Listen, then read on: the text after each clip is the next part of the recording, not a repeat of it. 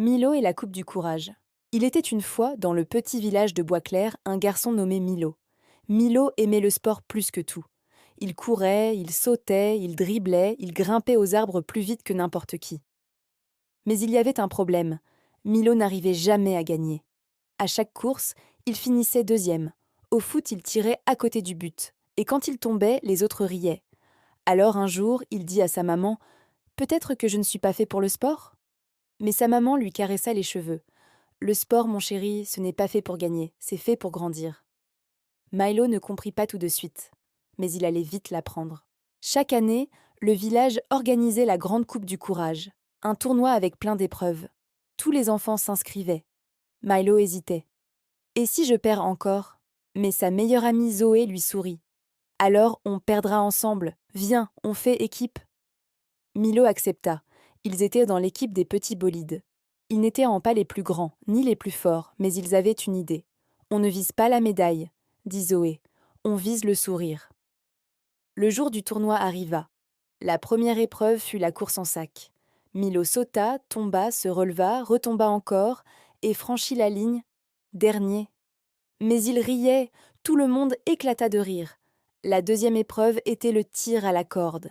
Les bolides tirèrent de toute leur force, et juste avant de perdre, Zoé cria « Tous ensemble, maintenant !»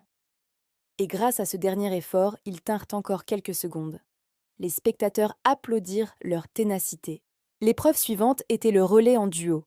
Zoé courait la première, Milo la deuxième. Mais au moment du passage du témoin, Zoé trébucha. Le bâton roula au sol. Tout le monde pensa qu'ils avaient perdu. Mais Milo revint en arrière, l'aida à se relever, et ils franchirent déjà la ligne main dans la main. Les autres équipes les dépassèrent, mais les parents se mirent à crier « Bravo les enfants! Voilà ce qu'on appelle du vrai sport !» Enfin vint l'épreuve surprise. Le maire annonça « Cette fois, pas de course, pas de points. Juste une épreuve de cœur. Aider un ami à réussir un défi. » Les bolides désignèrent Milo. « Ton défi, Milo, dit le maire, est de marquer un but de foot, mais sans regarder les cages. » Milo ouvrit de grands yeux. « Sans regarder? C'est impossible !» Zoé posa la main sur son épaule. « Pas impossible, on croit en toi. Ferme les yeux, écoute, respire, et tire quand tu le sens. » Milo respira profondément. Le public se tut. Il entendait le vent, les oiseaux, et la voix douce de Zoé. « Maintenant !» Pam! Le ballon fila droit, et but. Le public explosa de joie. « J'ai réussi ?» ?»« Oui, et tu l'as fait avec ton cœur, pas avec tes yeux, » dit Zoé. À la fin de la journée, le maire monta sur le podium. Cette année, la Coupe du Courage ne va pas à l'équipe la plus rapide, mais à celle qui n'a jamais abandonné.